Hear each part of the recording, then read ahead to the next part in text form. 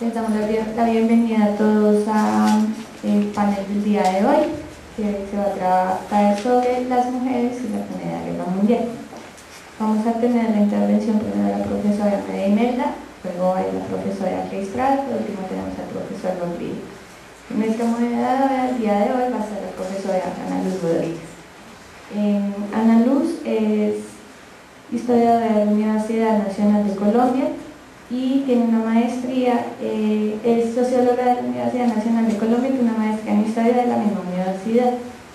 Es profesora de tiempo completo en la Universidad Autónoma de Colombia y directora de la carrera de historia. Tiene a su cargo la asignatura de Historia de Colombia Colonial y actualmente es directora y editora de la revista Grafía de la Facultad de Ciencias Humanas de la Universidad.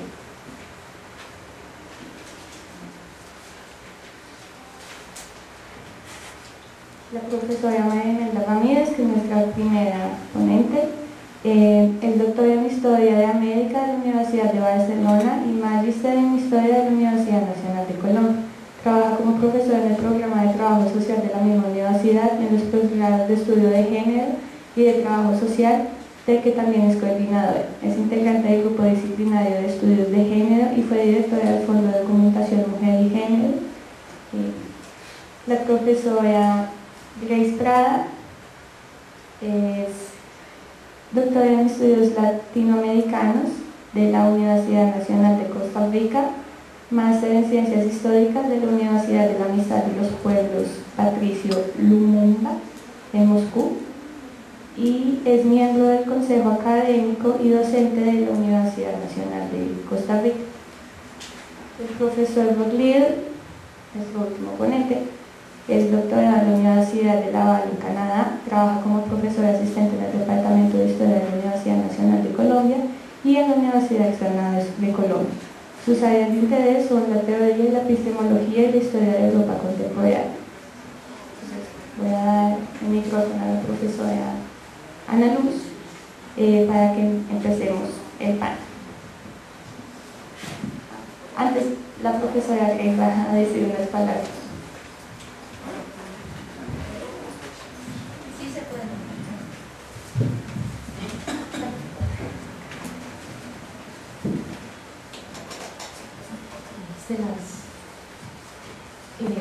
Buenas tardes a todas y todos. Muchas gracias por acompañarnos en esta tarde en donde vamos a trabajar sobre el tema de la Primera Guerra Mundial y las mujeres.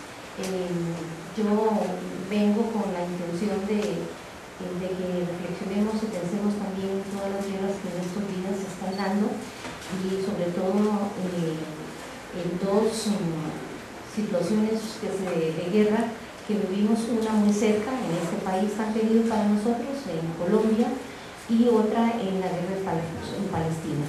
Entonces le voy a pedir a Sara Lucía que por favor nos encienda la vela de la izquierda, para ser consecuentes, es para Colombia, y la vela, depende de donde esté uno ubicado, es la izquierda o la derecha, pero pues, en todo caso siempre iremos a la izquierda, pensemos en que las dos velas están a la izquierda y que esas dos velas les voy a pedir muy respetuosamente si van a ponerse de pie para hacer un minuto de silencio por los muertos y las muertas, los niños y las niñas que han fallecido en Palestina.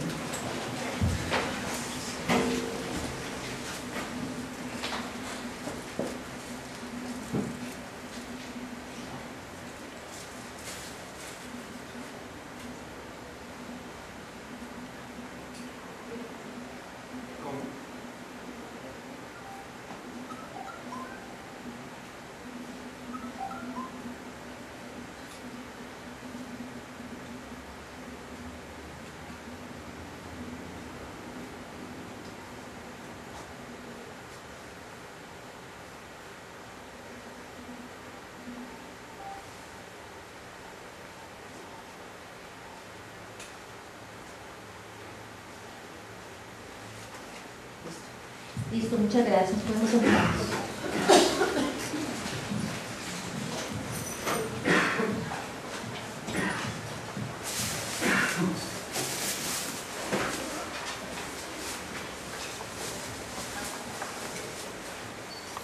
Buenas tardes para todos y todas. La dinámica de este panel sobre las mujeres en relación con la Primera Guerra Mundial va a ser de la siguiente manera.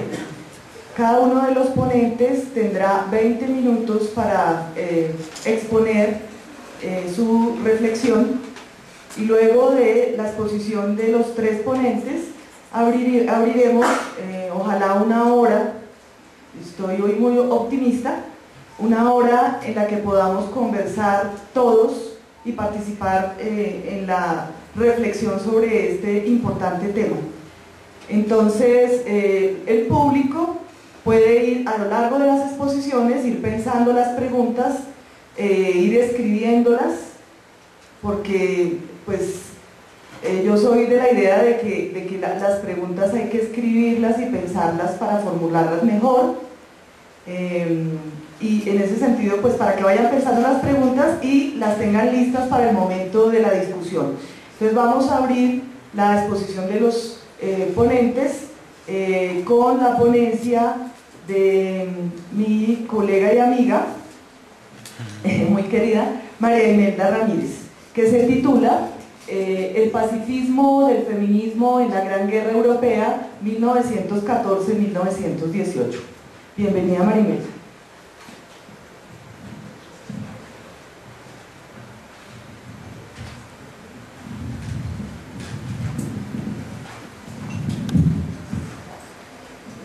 Muy buenas tardes.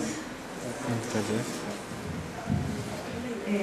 Agradezco mucho la presencia de ustedes acá y quiero comentarles que pues, estas reflexiones son producto ante todo de un ejercicio historiográfico a partir de diversas lecturas fundamentalmente sobre la historia de las mujeres europeas que me han interesado a partir de mis responsabilidades académicas en la Escuela de Estudios de Género con el programa que tiene que ver con la historia de las mujeres, fundamentalmente. Bien, entonces el enfoque que he pretendido darle hoy a la exposición tiene que ver fundamentalmente con una dimensión política de la participación de las mujeres europeas, de un sector de mujeres europeas en este luctuoso acontecimiento.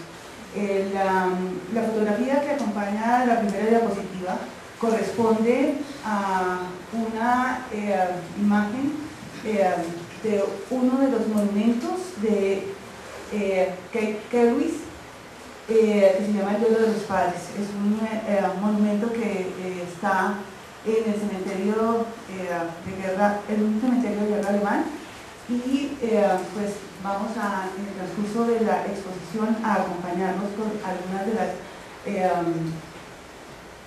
las imágenes de esta artista alemana sobre la cual vamos a también conversar algo. Bien, tenemos aquí un grabado precisamente de esta artista cuyo curso de vida transcurrió entre 1867 y 1945. Es decir, vivió precisamente en los años de la guerra esa etapa de cambios, de transiciones, de cambio de siglo, observen ustedes, de transiciones en contextos de bastante conflicto que se vivió en las sociedades europeas, principalmente pues, en la Alemania de aquellos tiempos. Este es un grabado cuyo título es Madre, de 1919, es decir, justamente después de que se firmó el armisticio. Una filósofa argentina, María Luisa Femenías, ella plantea en un artículo Pacifismo, Feminismo y Utopía de 2011 que estas tres palabras del título remiten a conceptos que son complejos y polémicos, pero necesariamente conectados entre sí. Los dos primeros, es decir, pacifismo y feminismo, exigen por lo regular la máxima democratización posible de las relaciones entre los sexos, de las relaciones entre los países y entre el mismo país, así como el rechazo a toda forma explícita o implícita de la violencia. Por otro lado, esta autora, a la vez que hace en su artículo una disquisición sobre el lugar tan secundarizado de la reflexión de las utopías feministas, ella plantea que fundamentalmente en el cumplimiento del principio de la igualdad. Las utopías feministas obligan a pensar la democracia como sistema de participación, a replantearse sus propias bases, que no se agotan en el mero hecho de la representación, sino en su aspiración de transformar la sociedad como condición misma de la representación.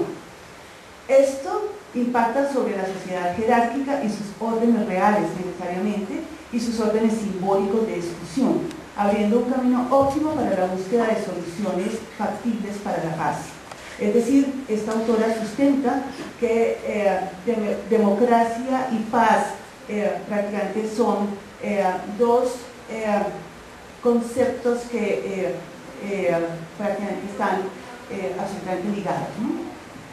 En su estudio del pacifismo ella distingue tres dimensiones, y estas tres dimensiones vamos a observarlas en el transcurso de las prácticas que experimentaron las mujeres sobre las cuales vamos a hablar. Por una parte, el pacifismo instrumental, que implica a quienes propugnan por la destrucción de las armas o su máxima reducción, es la teoría del desarme.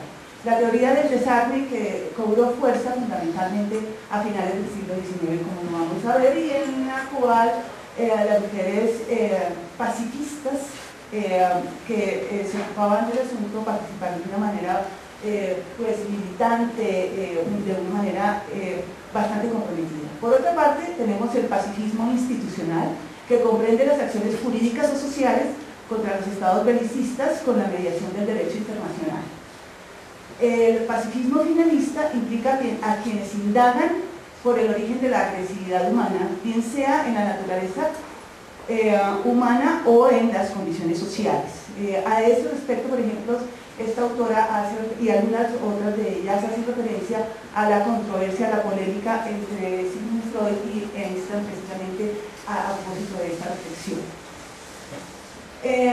El feminismo, en sentido amplio, aunque debemos tener en cuenta que no hay una única definición, pero esta autora, María Luisa Díaz, plantea que significa fundamentalmente la lucha histórica de las mujeres por el reconocimiento igualitario de sus derechos, tanto de ciudadanía como sexuales, identitarios y laborales. El movimiento feminista es fundamentalmente antibelicista, subraya ella, y se opone a la solución armada de los conflictos. Aunque ella también señala que aunque no todas las mujeres son pacifistas, sí hay una constante asociación entre feminismo y pacifismo. Es posible identificar que en los movimientos pacifistas, por otro lado, las mujeres suelen ser protagonistas en las causas por la paz. La historiadora francesa Françoise Rebaud habla de la movilización de los hombres del hecho de que la movilización de los hombres a los frentes produjo una movilización transitoria de sectores femeninos a los trabajos que aquellos abandonaron. Eso pues es como lo más sabido, lo más documentado, lo que más se divulga, ¿no es cierto? Que las mujeres, por ejemplo, de los sectores obreros incursionaron fundamentalmente en las industrias bélicas, o que las mujeres de los sectores medios en las actividades de cuello blanco. Asimismo, señala esta autora, se produjo la desmovilización de las mujeres de ciertas acciones colectivas emprendidas desde la segunda mitad del siglo XIX en procura de sus conquistas democráticas, como el derecho al voto principalmente. Es decir, en la guerra se suspendió la movilización de las sufragistas, ¿no es cierto? Se suspendió, se aplazó y en cierto modo se deslegitimó, porque se solía plantear desde las instancias del poder, bueno, ¿qué sentido tiene que las mujeres se organicen para luchar por el voto ante estas circunstancias tan luctuosas, ¿no? ¿Pasamos? Bien, sin embargo, a pesar de que estas acciones colectivas se aplazaron, bueno, observamos que las mujeres europeas se movilizaron desde los primeros meses de la guerra, desplegando acciones de solidaridad con los combatientes, con los heridos, con las familias de los caídos en combate. Administraron hospitales de campaña, conduciendo ambulancias, distribuyendo alimento, abrigo, por una parte. Pero además las organizaciones feministas que tenían ya una gran experiencia desde el siglo XIX canalizaron su activismo experimentado en la lucha sufragista y antimilitarista hacia la búsqueda del arbitraje, de la participación de las naciones neutrales del desarme. ¿Continuamos?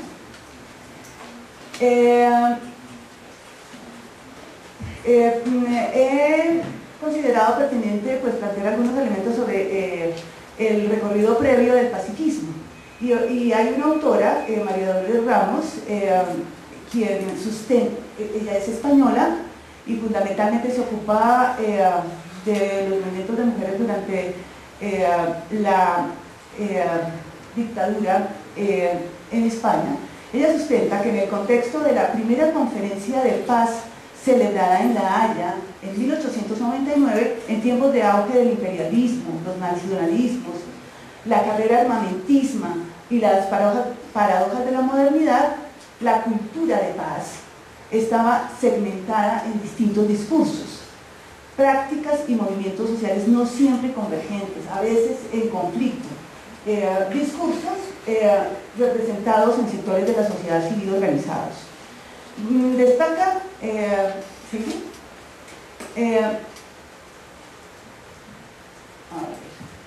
Destaca por una parte el pacifismo liberal, en el cual participaban varias figuras femeninas con mucha beligerancia, condenando la guerra fundamentalmente desde la perspectiva de los sentimientos maternos y de los sentimientos familiares, especialmente por las grandes pérdidas que representaba para las familias, para las parejas, para los hijos, para las hijas, pues estas pérdidas en campos de batalla.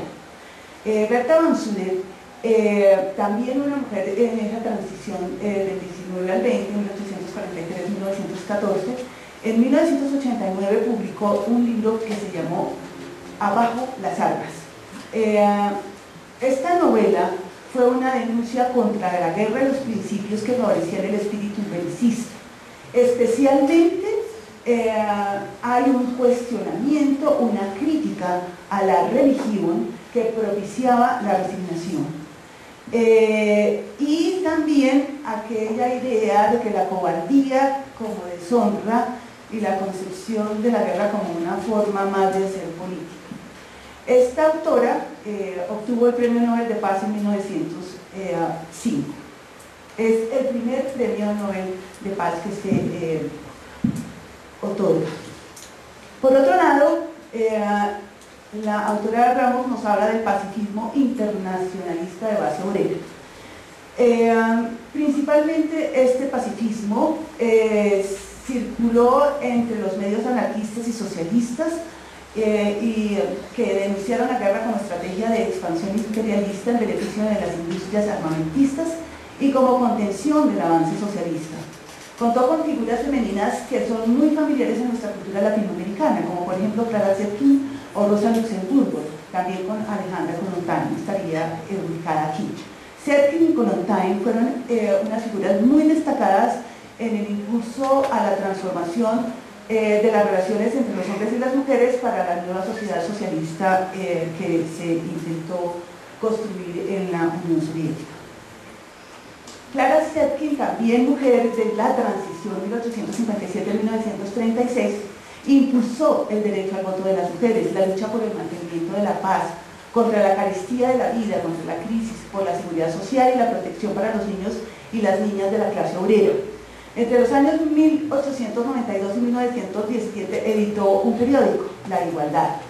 Participó en la convocatoria de 3 conferencias internacionales de mujeres socialistas, la primera celebrada en 1907 en Stuttgart.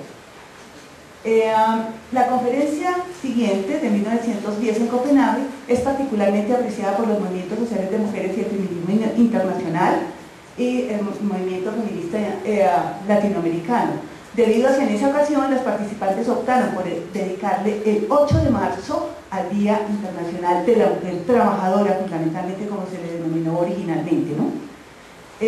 Bueno, el día que hoy está bastante desprestigiado, pero que se trata de recuperar, las organizaciones sociales y los movimientos de mujeres tratan de recuperar su sentido original. Uno de los apartes del discurso de Clara Zetkin en esa conferencia dice lo siguiente: todas las mujeres mayores de 20 años tenemos derecho a votar, es una reivindicación sufragista, ¿no es cierto?, a elegir y a ser elegidas. Y pregunta, ¿no?, ¿quién se beneficia de esta guerra?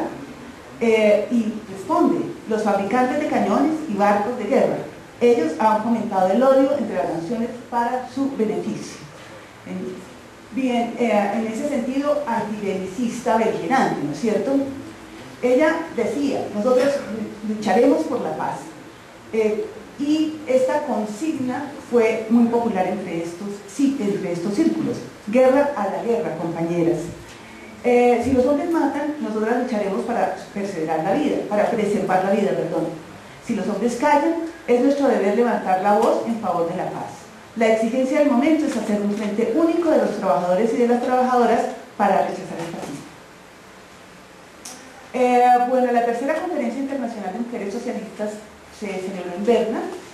Congregó 70 delegadas de 8 países europeos, y en esta conferencia se declaró la guerra una vez más. Clara Zetkin fue encarcelada desde el 23 de julio hasta el 12 de octubre de ese año por contraponerse al discurso nacionalista, que era, digamos, uno de los discursos que instaba precisamente a la defensa de la patria, a los valores patrios, y que impulsó a muchos jóvenes combatientes a su reclutamiento voluntario, entre otras cosas, ¿no? Por ello, no pudo participar en política durante un tiempo. Entonces, aquí tenemos dos fotografías tomadas de la red de Clara Zetkin, la una en prisión y la otra en una conferencia de mujeres socialistas, en un congreso de mujeres socialistas. Otro de los eventos que vale la pena mencionar a este respecto es el primer Congreso Internacional de las Mujeres por la Paz, celebrado en La Haya, en un país neutral, el 28 de abril, es abril, no 14, el 28 de abril de 1915. Esta conferencia tiene el mérito de haber sesionado en plena contienda, en plena guerra. Sentó las bases de un movimiento internacional de mujeres por la paz.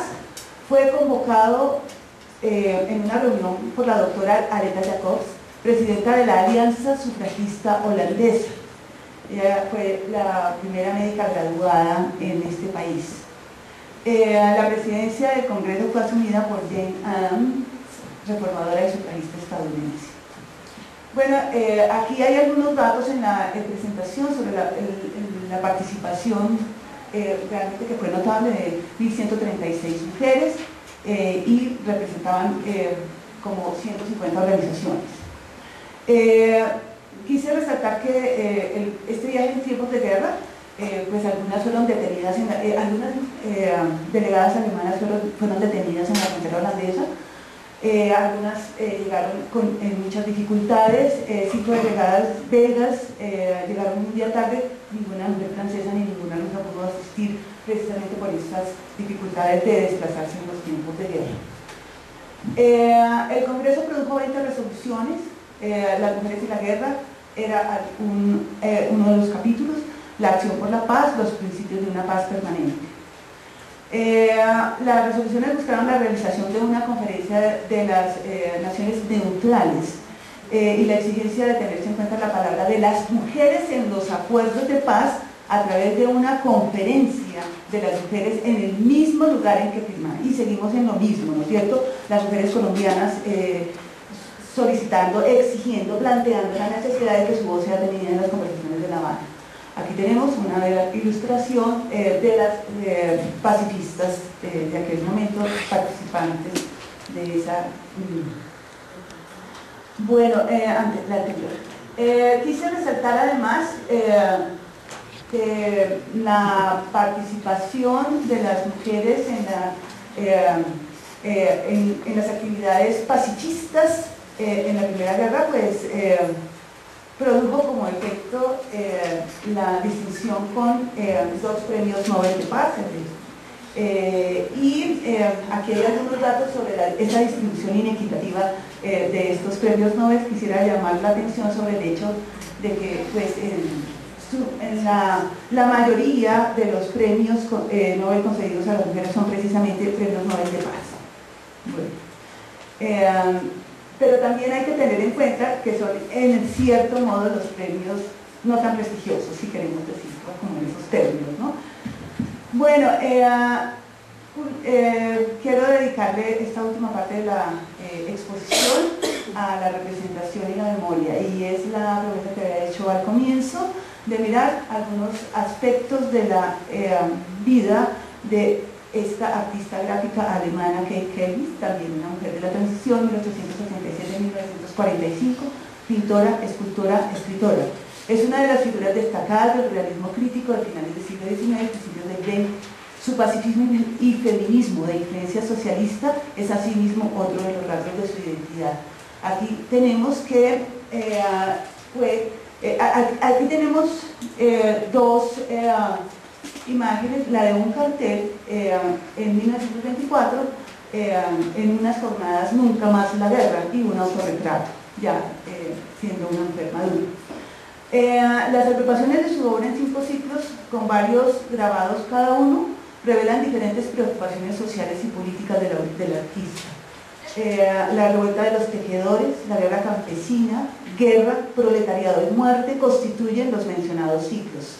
Su arte representó el dolor rememorado y propagado en su tiempo, bien fuera el de la historia de las guerras campesinas y las revueltas populares, así como el producido por las condiciones de miseria y explotación de los sectores obreros de las ciudades industriales.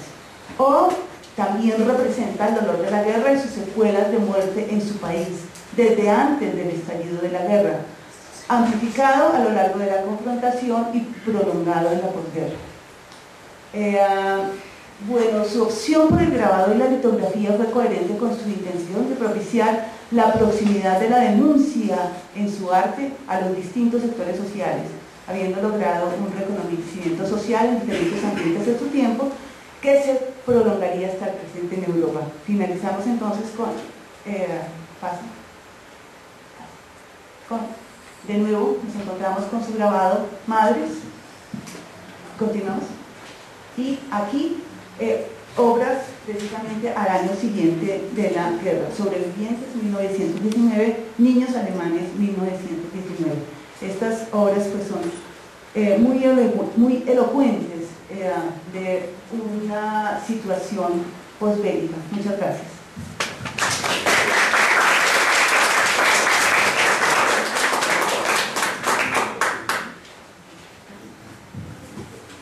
Bueno, le damos las gracias a María Imelda, muy juiciosa con el tiempo, y seguimos con la profesora Grace Prada, que nos va a presentar una ponencia que se titula De la retaguardia de lo privado a la retaguardia de la guerra y viceversa.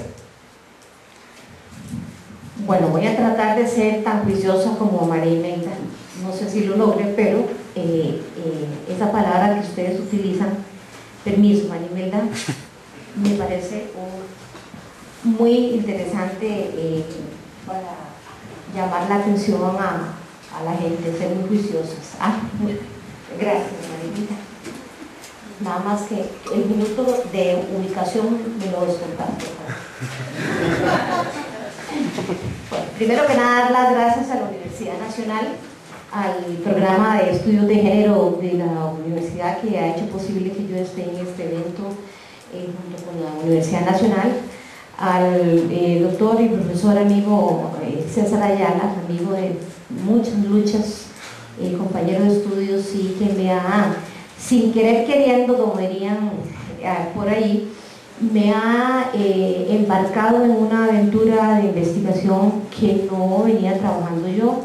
Lo que yo venía trabajando, lo que vengo trabajando hace muchísimos años, es el pensamiento desde las mujeres. No, en realidad yo en la mañana lo decía, por una razón de mucha sensibilidad personal, no he querido, no me había sentido con la fuerza suficiente emocional para abordar el tema de las mujeres y la guerra, porque es un tema realmente muy crudo, como lo vamos a ver ahora.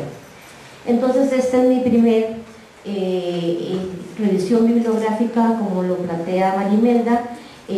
Hice un esfuerzo de sistematización.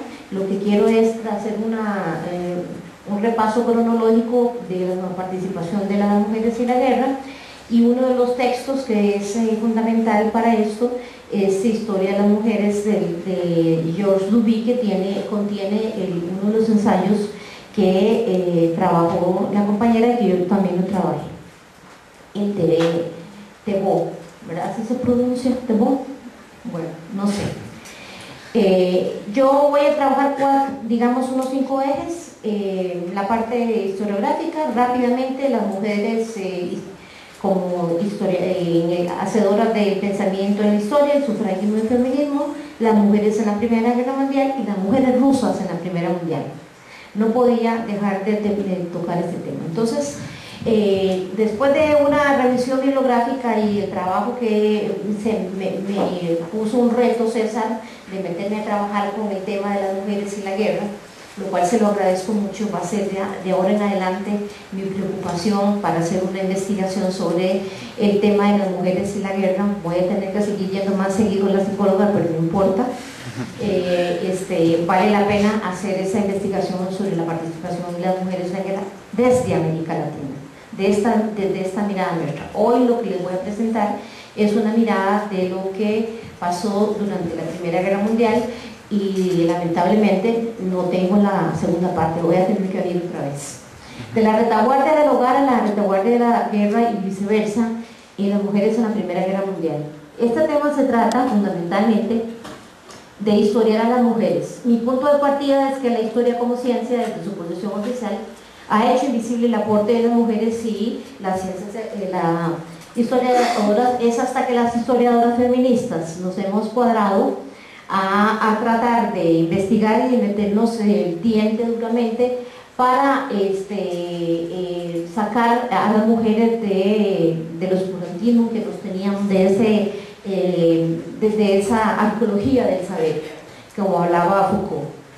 Vamos rápido. Las mujeres son las grandes ausentes en la historiografía de los conflictos bélicos, aun cuando ellas participaron en todos los procesos en la Primera Guerra Mundial. Aquí yo hice un gráfico sobre los avances históricos de los derechos civiles de las mujeres antes de la Primera Guerra Mundial. Hay un pensamiento desde las mujeres en perspectiva histórica, una trayectoria de más de 200 años con diversidad temática de género, literarios. Las mujeres escribieron ensayos, escribieron novelas, escribieron un montón de géneros, y también hay un género literario que es fundamental para estudiar a las mujeres, que es la epístola o la carta, en donde las mujeres siempre históricamente hemos tenido la posibilidad de escribirnos entre las mismas amigas para contarnos las cuitas de amores o desamores o cualquier cosa que quisiéramos contar. Hay una trayectoria. ¿Sobre qué escribieron las mujeres? Bueno, sobre libertad, sobre el derecho a la propiedad, que es una de las cosas, la lucha. Es muy interesante y muy importante decir que la lucha contra la esclavitud de los negros estuvo paralelamente de la mano con la lucha de las sufragistas. Eso hay que pasarlo. Hay dos mujeres que son emblemáticas de la Revolución Francesa, las Vindicaciones de las Mujeres y la Declaración de los Derechos de la Mujer y la Ciudadana en el desarrollo histórico de los derechos fundamentales. Aquí tenemos a la izquierda a Olympia de Gouges, que fue una revolucionaria del periodo de la Revolución Francesa, y que dijo que en los derechos del hombre y del ciudadano no estaban incluidos los derechos de las mujeres. Por ende, los jacobinos la mandaron a decapitar. A la derecha está una de las mujeres también que son muy importantes en la historia del pensamiento. Esta es Mary Wollstonecraft, que es la madre de Mary Shelley, la que escribió Frankenstein, y una de las mujeres que escribió este texto famoso que se llama Vindicaciones de las Mujeres en 1792. Dale. En la parte del sufragismo y feminismo, la lucha por los derechos de las mujeres abarca un periodo muy extenso que va de 1789 al 45, Y en este libro del texto de Duby cita precisamente Thebault, dice: es la hora inaugural de la historia para las mujeres del mundo, es la hora de las mujeres. Esa es Raymond Robbins, a la izquierda, la sindicalista norteamericana, y que ya estaban trabajando por toda la lucha para el sufragio femenino. Vamos pasándola porque no me da tiempo. Ahí están esta mujer es importantísima, que es Emily Pankhurst. La pronunciación se las quedo debiendo en inglés. Las mujeres británicas habían luchado en los 80 por los derechos. Ven aquí cronológicamente que Nueva Zelanda ya se los da en 1893, mientras que en 1909 hasta 1918 el Parlamento inglés concede el voto a las mujeres mayores de 30 años. Antes de los 20 no se podía, así que Sarita, usted no podía votar. Vamos más adelante. De los derechos civiles de las mujeres y las luchas sufragistas de las francesas. Aquí estamos viendo a la izquierda las mujeres sufragistas francesas, a la derecha, y las españolas a la izquierda. Entonces vean que había mucho movimiento acerca de esto.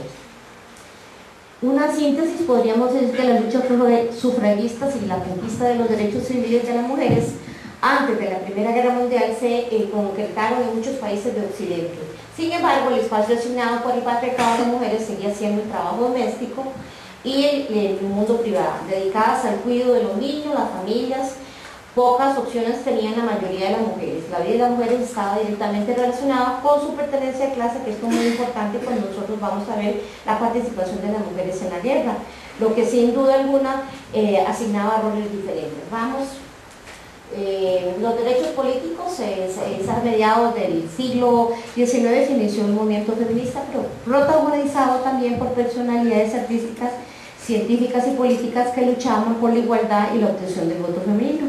Entre los partidos políticos, los socialistas levantaron, como ya lo decía la compañera anteriormente, las banderas de la igualdad. Destacan mujeres como Virginia Woolf. Hay un texto clásico donde ella arremete contra la guerra, que se llama Tres Guineas, y es muy importante que lo conozcamos. Está Rosa Luxemburgo, la Clara Zetkin y la Alejandra Kollontai, que ya las mencionamos y las vamos a ver más adelante. Vamos, Sarita, por favor. En el campo laboral, bueno, vean que las mujeres siempre tenían menos posibilidades de trabajar. Se les incluía, la fábrica excluyó a la mujer, sobre todo a la casada, que quedaba pues en la casa, y algunas solteras, algunas tenían acceso, pero siempre con salarios menores. Disculpen, ese es el campo laboral. Vamos, Sarita, por favor, ya aquí vamos al tema puntual de las mujeres en la Primera Guerra Mundial. Sarita, por favor. Las mujeres y la guerra supuso la emancipación femenina en algunos momentos, y en algunos países hubo importantes avances en materia de incorporación de las mujeres al sector productivo militar. Sin embargo, los señores de la guerra, que acumularon enormes capitales con la fuerza productiva laboral de la mujer, otrora ubicada de manera exclusiva en el mundo de lo privado, sin obtener los salarios. Es decir, las mujeres participaron en la industria de la guerra en condiciones desiguales a las que venían participando los varones. Es importante que mostrar, dice el autor, que la guerra no es una empresa, se cita ahí, exclusivamente masculina, equivale a descubrir nuevas responsabilidades, nuevos oficios para las mujeres. Se convierten en jefas de familia, municioneras, conductoras de tranvía, incluso auxiliares del ejército, así como verlas adquirir movilidad y confianza en sí mismas. Esto está citado en Duby y me parece muy importante porque ya empieza ahí la mujer a tener su opción, aun cuando la guerra tuvo un importante impacto sobre la sociedad europea, de carácter temporal, que es un poco lo que plantea la autora en el texto. Fue un cambio de las relaciones laborales y contribuyó a disminuir el empleo. Los hombres, por millones ocupados en el mercado de la mano de obra, fueron movilizados hacia los campos de batalla. La elevada demanda de productos bélicos incorporó a las mujeres en la industria de la guerra. Ahí las vemos haciendo todas las bombas que iban a caer y iban a matar a cualquier cantidad de personas. Vamos, Sarita, por favor. Asumieron trabajos y responsabilidades que no habían estado disponibles para ellas. Ocuparon el 90% del personal en las hospitales. Hay cifras aquí de 1.345.000, obtuvieron nuevos trabajos, sustituyeron a los hombres durante la guerra. Aquí están las ocupaciones: originadoras, conductoras de camiones agrícolas, obreras, familias de la industria, etc. Adelante, Sarita, por favor, más rápido. Ahí están las cifras que en grande va ante la anterior, por favor, las cifras, el número de mujeres que se van incorporando. Voy a dar nada más el dato de la Gran Bretaña. El número de mujeres que trabajaban en los bancos aumentó de 9.500 casi a 64.000 en la guerra, y en tanto que el número de mujeres en el comercio incrementó 500.000. Vamos adelante. La resistencia y la preocupación de los hombres dificultó el ingreso de las mujeres en trabajos relacionados con la industria pesada, porque ellos pensaban que si las mujeres entraban al mercado laboral de la producción de la industria pesada y se les pagaba menos, cuando ellos regresaran de la guerra, a ellos también les iban a pagar menos. Entonces se da todo un movimiento para que las mujeres se motivan a exigir una ley de igualdad salarial con los hombres. Esas luchas, esas reivindicaciones muy importantes. Esta es ya una de las primeras mujeres. Durante la primera guerra se reconoce el papel de las mujeres, tanto coyuntural, alcanzado un hito largo. Aquí este documento que es fundamental para entender la participación de las mujeres, la Declaración de San-Nicafal de 1848 en Nueva York, lo que no quiere decir que ellas fueran realmente emancipadas, sino más bien utilizadas en determinado momento y luego devueltas a la vida privada. Por eso le llamo de la retaguardia del mundo de lo privado a la retaguardia de la guerra. Okay. La Gran Guerra empieza a ser vista como un corte abrupto al poderoso movimiento de mujeres en el siglo XX, 1908. Vamos adelante, Sarita. Vean que aquí hay participan las mujeres, ya sean como telegrafistas. Hay una apertura para los nuevos horizontes de las mujeres y hay una beligerancia de las mujeres. Y es muy interesante decir que hasta las más radicales de las feministas dejaron de lado los derechos femeninos en defensa de la patria, que esto es un discurso muy interesante de analizar, porque entre ellas las británicas, la Pankhurst, la Emily Pankhurst, era de las más beligerantes y de ruptura, dijo: no, mientras estemos en guerra los derechos de las mujeres están relegados, no vamos a exigir nada, vamos a trabajar por construir para defender la patria. Entonces hay como un retroceso en lo que es la obtención de los derechos de las mujeres. Patriotismo versus feminismo, el discurso de la guerra y la defensa de la patria desplazó a las luchas feministas a tal punto que son las mismas mujeres desde diversas posiciones políticas las que hacen un llamado vehemente a abandonar las luchas de las propias mujeres. Adelante, ahí voy a seguir, vamos, porque aquí siga. Esta es una mujer la primera mujer que participa durante la Primera Guerra Mundial. Sarita, adelante. Adelante, la que estaba primero. No, estabas dándole... Atrás, amor, atrás. Es que le dije al revés. Le dije adelante. La que sigue. Eso me lo descuentan, por favor. A ver. Bueno, estamos ahí con esa. Sigue, sin importa. Ahora sí, sigue adelante. Adelante. Aquí es esta mujer. Vea que es Dorothy Browne, periodista inglesa que soñaba con ser reportera y participa en la guerra. Obviamente no voy a participar como mujer, tiene que ir disfrazada de hombre y se le obliga, pase Sarita, se le obliga a firmar un documento para que ella no diga que ella que ejerció como militar en la guerra. Y hasta después de su muerte, esta es ella, le permite, publica su historia. Las enfermeras en primera línea, como ya lo sabemos, pase adelante por favor, Sarita. Aquí es muy importante, las mujeres en todos los países casi de Europa se dedican a cultivar la tierra. Yo en la mañana cuando hablaba en la conferencia decía que era una paradoja, porque bueno, ellas había que comer primero. Sin embargo, por un lado estaban sembrando, arando la tierra para tener que comer, y por otro lado estaban abriendo hoyos, abriendo los cementerios para enterrar a sus muertos, a sus hijos, a sus maridos, a sus parejas. Adelante. almirante, ese es un llamamiento a las mujeres. Las rusas en la Primera Guerra Mundial, ustedes saben que Lenin lo primero que hizo al llegar a la revolución bolchevique fue decir, esta es una guerra imperialista y nosotros no participamos en guerras imperialistas. Así es que nosotros nos salimos de este conflicto bélico porque eso solamente ha traído réditos al zar, y ahora la revolución bolchevique no está interesada en seguir en la Primera Guerra Mundial y se sale. Vamos adelante. Aquí tenemos a Alejandra Kollontai, que me interesa, que es una de las mujeres más conocidas, y ando detrás de ese texto, no lo he logrado ubicar, ¿a quién beneficia la guerra?, que es un texto clásico que escribió Alejandra Kollontai, una luchadora tremenda sobre los derechos con la paz. Adelante, después aquí está Rosa Luxemburgo. Hay que decir de Rosa Luxemburgo que fue una gran luchadora, como lo planteó ahora la compañera, pero sí me interesa que me dejen leer ese pedacito que escribió Bertolt Brecht con 21 años, porque Rosa Luxemburgo fue cruelmente asesinada de manera a culatazos en su cráneo por los oficiales, y entonces los paramilitares, y Bertolt Brecht a esa edad escribió eso: la rosa roja ahora también ha desaparecido. ¿Dónde se encuentra? Es desconocido, porque ella a los pobres, la verdad ha dicho, los ricos del mundo la han extinguido. La tiraron al río y la encontraron un tiempo después, varios meses después. Adelante. Aquí, bueno, hay una participación grande de las mujeres rusas en la Primera Guerra Mundial, antes de la Primera Guerra Mundial, que es importante saber que miren que ya desde el siglo XVIII participaron en la guerra.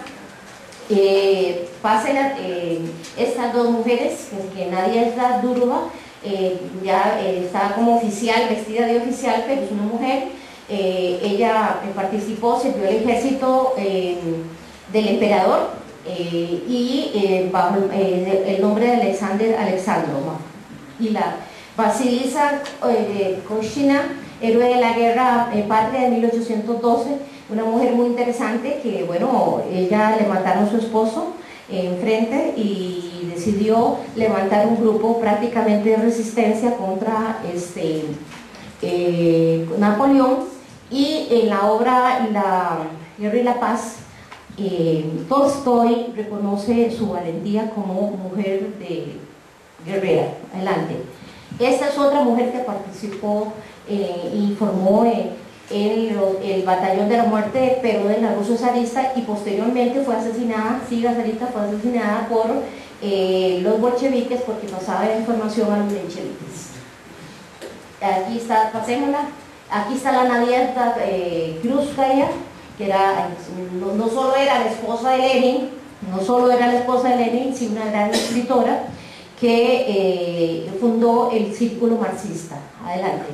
Este es el periódico Istra, está aquí a la derecha en ruso, y Chispa es en español.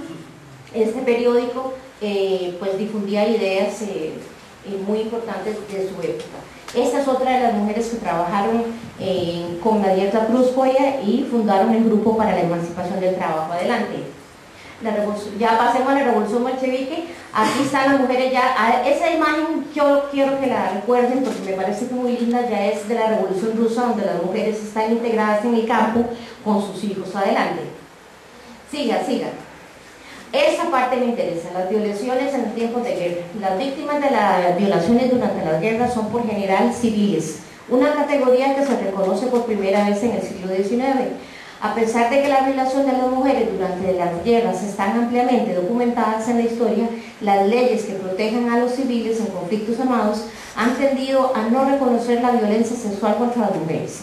Incluso cuando las leyes de la guerra han reconocido y prohibido la violencia sexual, pocos son los casos que se han presentado. Pásela y advierto que hay una imagen muy cruda. Es la violación de las mujeres civiles, y es lo que hipócritamente o sarcásticamente, o no sé qué palabra ocupar, dicen daños colaterales. Cuando se trata de civiles, aquí no son daños colaterales, son tremendos daños. Pase porque la imagen es muy fuerte. Pásele porque no voy a hacer esa manera de conclusión. La guerra, de acuerdo con esta última visión de las cosas, solo fue un paréntesis, escribe la autora Ferbo, y nos dice: solo fue un paréntesis antes del retorno a la normalidad, un triato de sombras que aparentemente solo las mujeres de la retaguardia desempeñaron los papeles principales. Más aún, la guerra habría bloqueado el movimiento de emancipación que ya a comienzos del siglo XX se esbozaba en toda Europa y se encarnaba en la New Woman Economy, económica y sexualmente independiente, así como también un poderoso movimiento feminista, igualitarista e imaginativo. Pásele. Y pásele también. Ante esta pregunta de trabajo que nos dimos, dice: ¿tiene la humanidad? Me pregunto yo, ¿tiene la humanidad esperanzas? Me niego a creer que no. Toca levantar las voces femeninas y masculinas en la búsqueda de la paz del mundo, en la creación colectiva de un mundo menos feo, como enseñara el maestro Paulo Freire. Crear espacios inclusivos y mundos donde quepan todos, como bien dice la consigna del movimiento zapatista de liberación en México. Tengo fe en las nuevas generaciones que, asociadas a las viejas, coadyuven en la consolidación de procesos de paz para Colombia, Palestina, Irak, Siria y el resto del mundo. No perder la memoria histórica es el gran compromiso de toda la humanidad en este siglo XXI, plagado de guerras, y la paz es la única salida. Sígale, por favor. No voy a hacer esa reflexión, aquí voy a terminar con una cita muy importante de Kofi Annan, donde dice: en las sociedades destrozadas por la guerra, frecuentemente son las mujeres las que mantienen a la sociedad en marcha, usualmente son las principales defensoras de la paz. Kofi Annan. A todas ellas, gracias.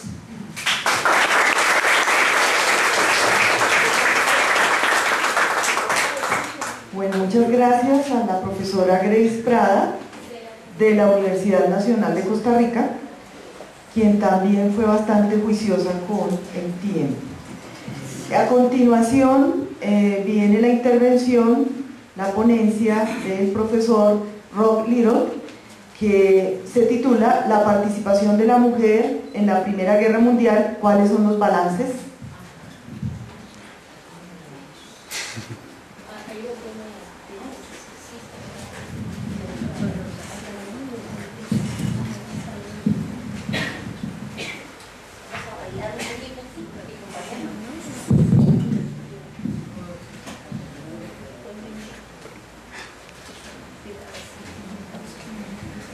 Muchas gracias, buenas noches. Tenía la intención de desarrollar mi ponencia en 4 puntos, pensando en 3, el último si había tiempo de hacerlo, pero mi predecesora me facilitó mucho la tarea en el sentido que la segunda parte, que iba a hablar de la participación de las mujeres en la guerra, además lo hizo con estadísticas, fuentes documentales, lo mío era mucho más general, me evita de hablar de eso y trataré quizás de cosas más, bueno, con las cuales me siento más familiar o más cómodo, que es lo relacionado con los debates historiográficos. O sea, yo voy a darle más tiempo en eso, o también dedicarle pues a la parte posguerra, sobre todo en términos de políticas gubernamentales y discurso del patriarcado. Pero no quisiera empezar sin manifestar mi gran entusiasmo y mi alegría cuando propuse esa ponencia, pues lo hacía con la idea de abrir un espacio, porque me temía que ese tipo de evento podía darse a una historia, bueno, como vimos, tema supremamente interesante, pero que me temía que se iba a pasar de lado, como lo dijo la profesora Grace, o como lo mostró la profesora María Imelda en su ponencia sobre pacifismo, pues una parte importante, que es las mujeres que participaron en ese conflicto. También quiero aclarar aquí que en términos de participación, mi ponencia iba hacia la participación al llamado esfuerzo de guerra, ¿no? Porque el pacifismo fue una participación, pero lo mío se identificaba más con la participación en la guerra y una participación que algunas corrientes dentro del feminismo o algunas feministas pensaban capitalizar para hacer avanzar las luchas para la emancipación o la igualdad de género. De tal manera que pues la ponencia, primero la idea sería primero hablar de hacer una muy breve contextualización del siglo XIX, que también se mencionó anteriormente, pero sin embargo yo quisiera insistir en unos aspectos, que es la situación de la mujer en la sociedad y los valores burgueses de la Europa del siglo XIX.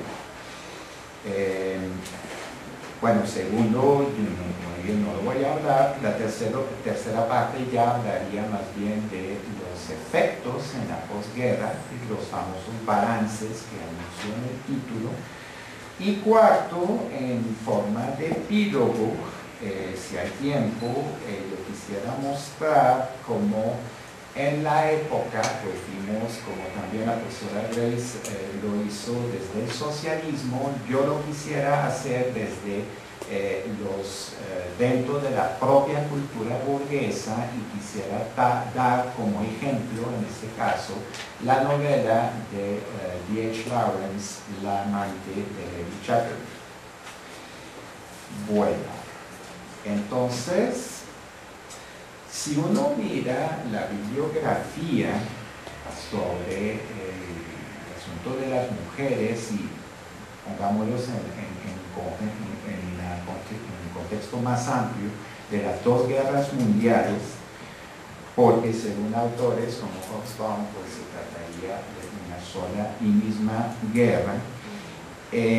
Los estudios monográficos especializados, y hay muchos que tratan de ese tema de la participación de las mujeres, es un fenómeno que es relativamente reciente, no vamos a hablar más de medio siglo en términos de movimientos significativamente representativos.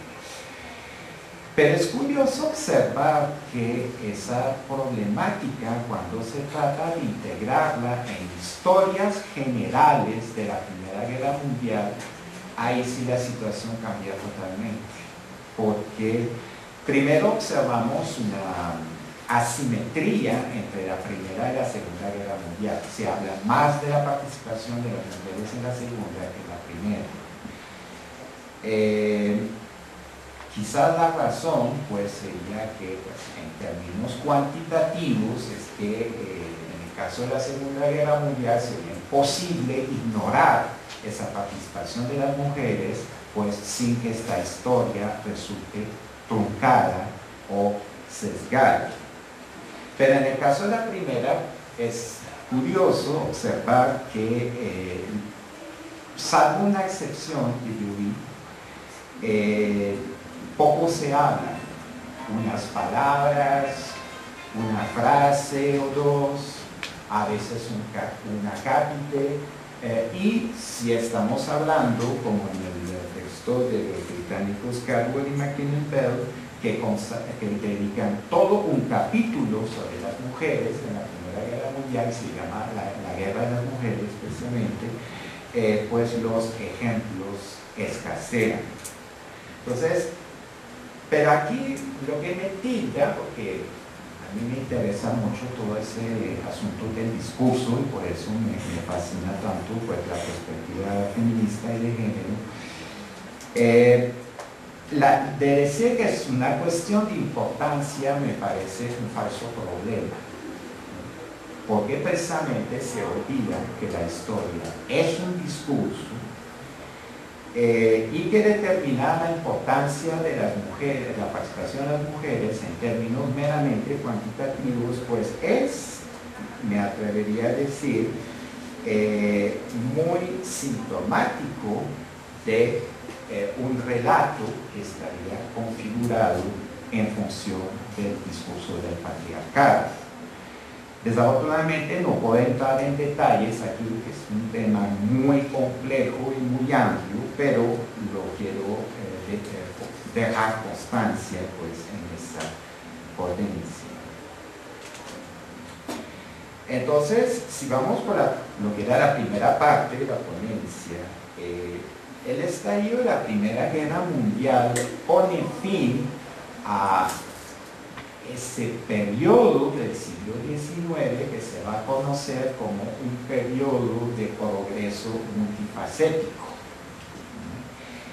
y un periodo que culmina con los años, los 10-15 años anteriores a la Primera Guerra Mundial, que se llama la Bella Época, ¿no? La Belle Époque, como los franceses. Una bella época, quizás, no quiero ser irónico, aunque es difícil resistir a la tentación de serlo, pero no fue una bella época para las mujeres, cuyo yugo patriarcal se transmutó durante todo ese periodo con la introducción de valores burgueses y capitalistas que la transformaron en una especie de copiera del marido, además de acentuar su carácter de mercancía y de diversión para los hombres. Creo que el mejor ejemplo que podemos leer en la literatura es Madame Bovary de Flaubert o la pieza de teatro El perfecto marido de Oscar Wilde, entre múltiples otros ejemplos.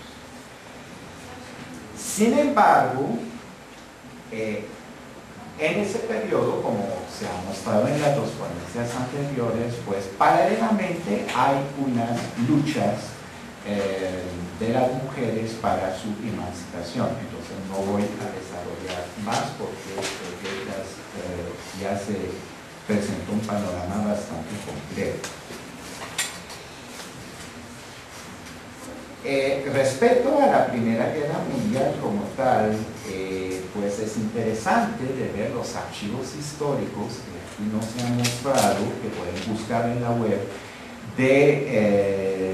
que muestran los hombres que se reúnen en las plazas públicas de las grandes ciudades europeas para manifestar su entusiasmo a la hora de declararse la guerra, o que se amontonan, también hay fotos, en las oficinas de reclutamiento para ir a la guerra, lo cual no hay que sorprenderse porque pues, hacía parte precisamente de esos valores dentro del patriarcado, donde los jóvenes en particular, pero los hombres en general, en la guerra van a mostrar su coraje, su hombría, su virilidad, etc. Pero como lo vimos, esa guerra fue en sus inicios también un asunto de mujeres. Entonces no digo más porque ya se ha dicho lo suficiente. Ahora bien, yo quisiera entonces resaltar el aspecto de la posguerra, es decir, el balance de todo eso, ¿no?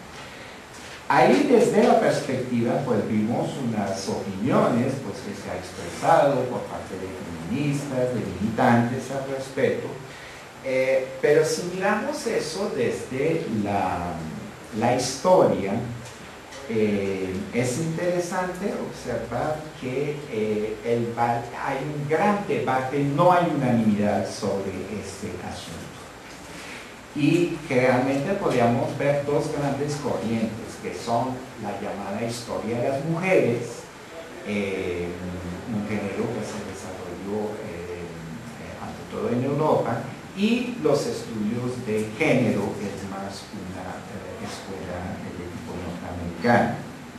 Entonces, ahí sí no hay consenso, pero de manera general es interesante observar lo siguiente. es que en la perspectiva de la historia de las mujeres el balance es más bien positivo, porque se logró romper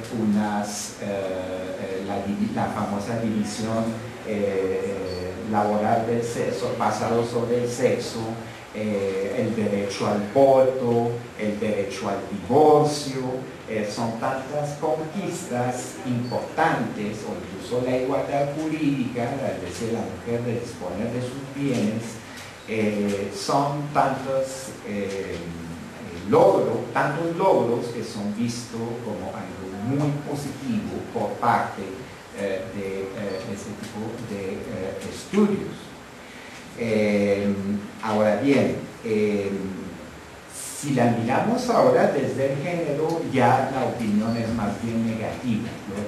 Las fuentes consultadas muestran que pues esos son conquistas, quizás, pero de todos modos no lograron lo esencial, es decir, poner fin o sacarle las bases del patriarcado y en su manifestación burguesa, pues en la época que nos interesa.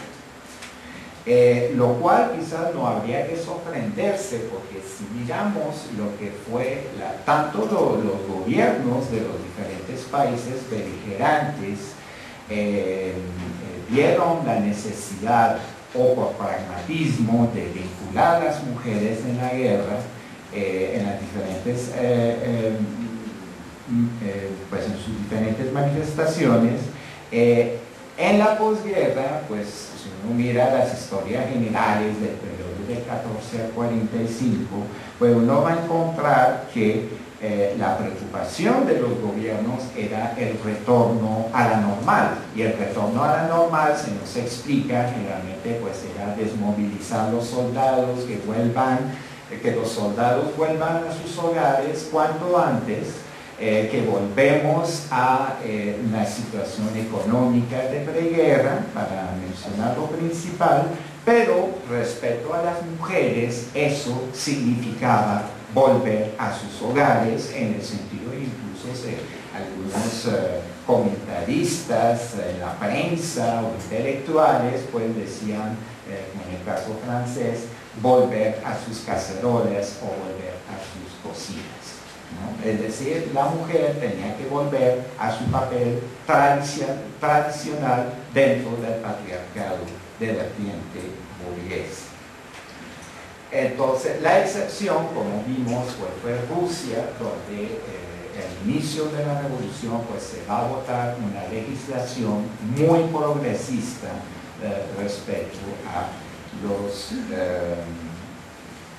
la emancipación de la mujer, pero aquí también el balance es más bien mitigado, en el sentido de que muchas de esas normas no se pudieron aplicar por la situación de la guerra civil que sucede y que avanza hasta los años 20-21, y después el estalinismo pues tiende a más bien volver a una concepción muy patriarcal de la sociedad.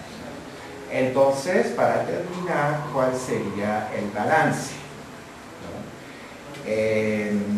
Como mencioné, entonces no hay consenso, ¿no? Y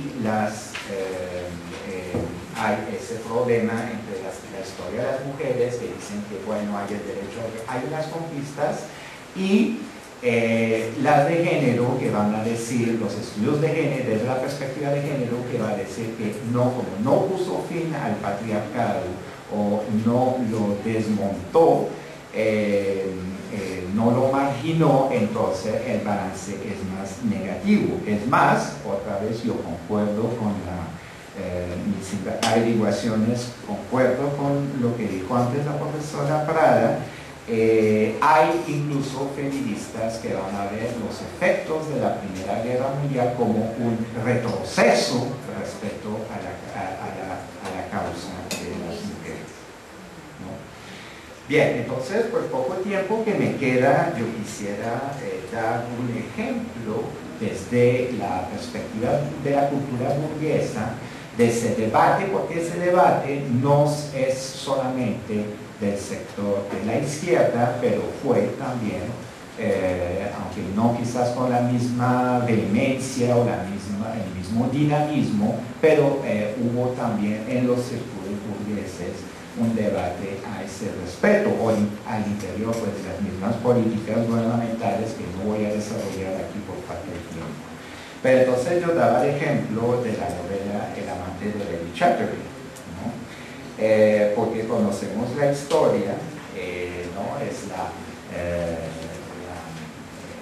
Clarence Chatterley, del nombre de casada, que se casa con un joven aristócrata que va a la guerra, llega herido y parapléjico. Entonces una joven mujer educada en principios de la élite intelectual progresista británica y por extensión europea, reivindica, es un debate que sigue incluso hoy día, que es más importante que nunca, pero que se plantea pues en esa novela, del derecho de la mujer a gozar de su cuerpo, a gozar de su sexualidad como individuo, para citar aquí a Lipovetsky. Entonces es interesante, de hecho, hablando de la tercera mujer de Lipovetsky, como en el primer capítulo él plasma en términos históricos, sociológicos, lo que Lawrence va a decir en términos literarios 50 años, más unos 60, 70 años antes, ¿no?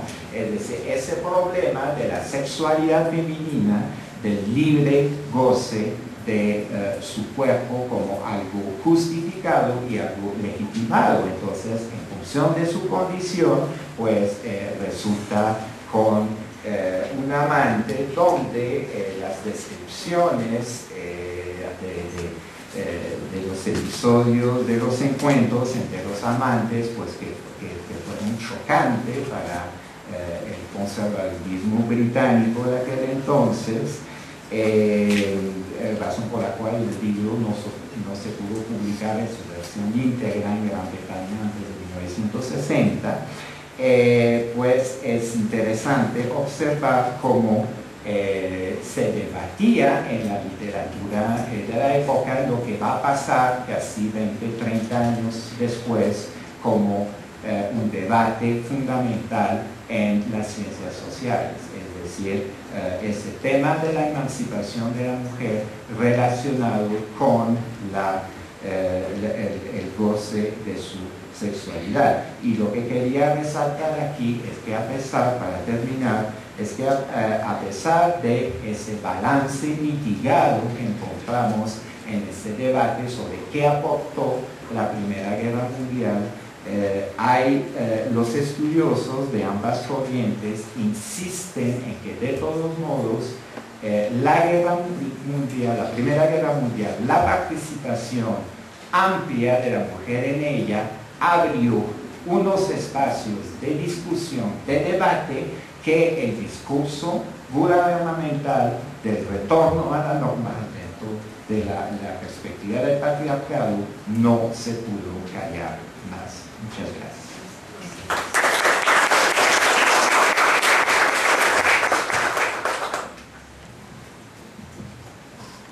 Bueno, tenemos 35 minutos para una ronda de preguntas, pero sobre todo pues para aprovechar este espacio y hacer una reflexión sobre un tema fundamental de la vida y de las sociedades, que es el tema de la reflexión sobre las mujeres y en relación con la Primera Guerra Mundial y en relación pues con lo que ha pasado desde la Primera Guerra Mundial hasta hoy en las diferentes guerras hasta llegar a las actuales. Me interesa, pues yo quiero señalar de pronto dos puntos mientras ustedes por favor van pensando sus preguntas. Me parece que uno necesita siempre un tiempito para armar las preguntas. Con respecto al tema de la consigna de Clara Zetkin, que se mencionó aquí en alguna de las ponencias, de guerra a la guerra, como una posición de una de las mujeres más conscientes, con mayor conciencia política de su momento, y lo que significa una conciencia, perdón, una consigna de estas en el contexto de la Primera Guerra Mundial o en el contexto en general de una guerra. Yo quisiera de todas maneras plantear, siempre se repite una frase del teórico de la guerra que es Clausewitz, que dice que la guerra es la forma superior de la política, pero por otros medios, ¿no? Sin embargo, cuando se dice eso, a veces generalmente se entiende que se está diciendo que como que la guerra es un juego inteligente, que la guerra es una manera, uno se imagina un partido de ajedrez pues muy con unos personajes conduciendo ese partido,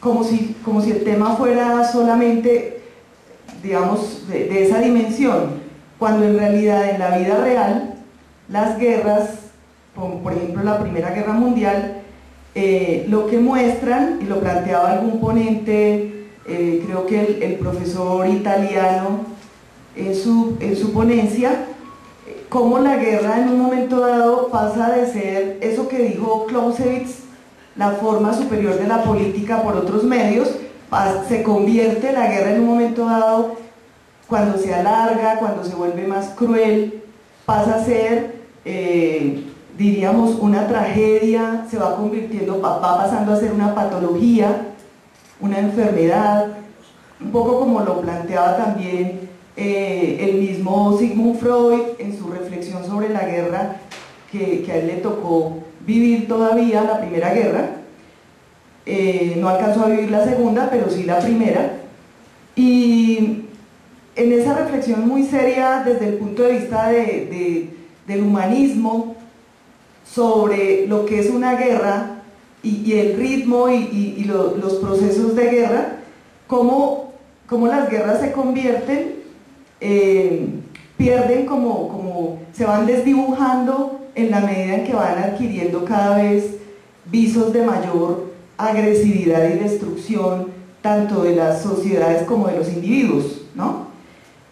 Entonces, ¿a dónde va todo esto? Es a un poco volver a preguntarle tal vez a los ponentes sobre, y resaltando un poco un título de las ponencias presentadas hoy, el título de la ponencia de la profesora María Imelda, que me llama mucho la atención. Ella tituló su ponencia "El pacifismo del feminismo en tiempos de la Gran Guerra".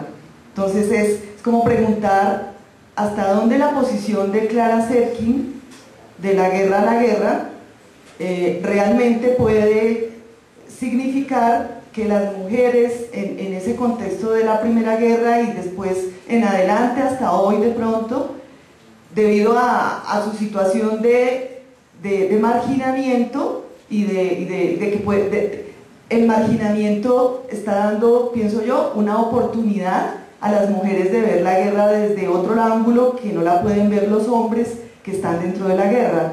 En ese sentido, pues la pregunta es esa: ¿cómo ven ustedes tres, los ponentes, la situación de las mujeres como grupo social en el contexto de la Primera Guerra y cómo se explica la consigna de Clara Zetkin, guerra a la guerra? Entonces, empecemos por el profesor Rob Little. Mientras ustedes van pensando sus preguntas. Bueno, para no hacer otra ponencia como suelen hacer, eso es la tentación que nos hable la profesora Nayus con ese balance general del taller. no me quisiera pronunciar tanto sobre ese concepto de Desertkin, pues por no ser muy familiar con su pensamiento, más allá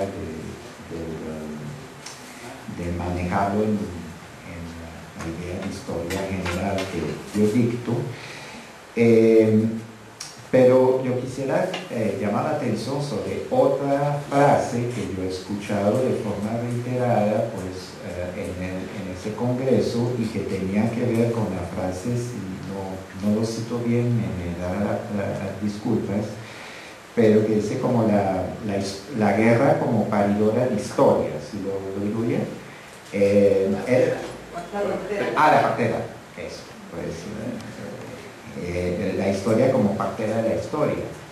Entonces, yo diría que eso es algo cierto, pero dentro del patriarcado.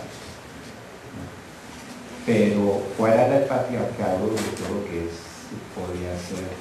podría darle otra valoración en ese tema. Entonces, respecto a la guerra, pues habría, yo como buen deconstruccionista que soy, me gusta preguntar si dicho saliendo de la boca de una mujer, ¿qué significaría la palabra guerra en ese caso? Si se supone que todo lo que sustenta el discurso es precisamente una crítica, un desmonte al patriarcado.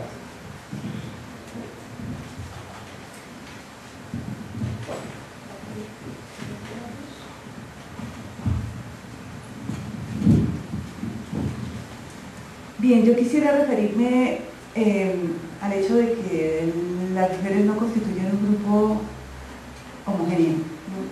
Hay diferencias de clase muy pronunciadas que hay que tener en cuenta y pues yo apelaría a la diferenciación también entre los distintos sectores beligerantes dentro del feminismo y dentro de los movimientos sociales.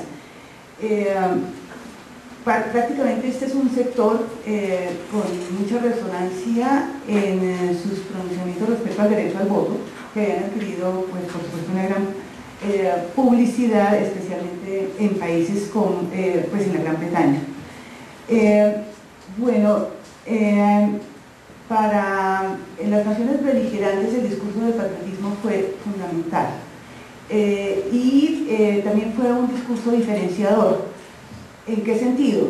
Para las británicas fue un discurso que movilizó hacia la defensa de la patria, hacia la defensa de la Gran Bretaña, e inclusive hay crónicas sumamente dolorosas en las cuales las madres de familia, algunas de las madres de familia, instaban a sus hijos a alistarse y desafortunadamente esos hijos pues sucumbieron en la guerra. Entonces era una situación de pues, gran paradoja, gran contradicción, que hizo que muy pronto, cuando empezaron a llegar pues, las noticias de la elevadísima mortalidad, pues prácticamente hubo una reconsideración, un replanteamiento de este discurso patriota y empezó con fuerza el discurso pacifista, el discurso contra la guerra, las reuniones que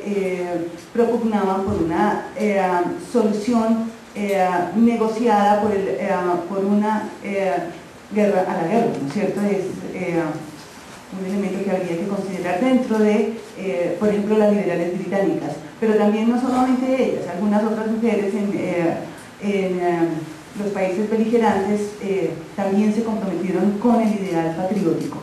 Por su parte, las socialistas, ellas en realidad desde un comienzo se identificaron con el discurso del internacionalismo y pues objetaron precisamente los discursos nacionalistas, los discursos patrióticos y pues en ese sentido se movilizaron por un pacifismo, ¿no es cierto? Entonces también de allí deriva esta consigna de guerra a la guerra dentro de estos círculos socialistas.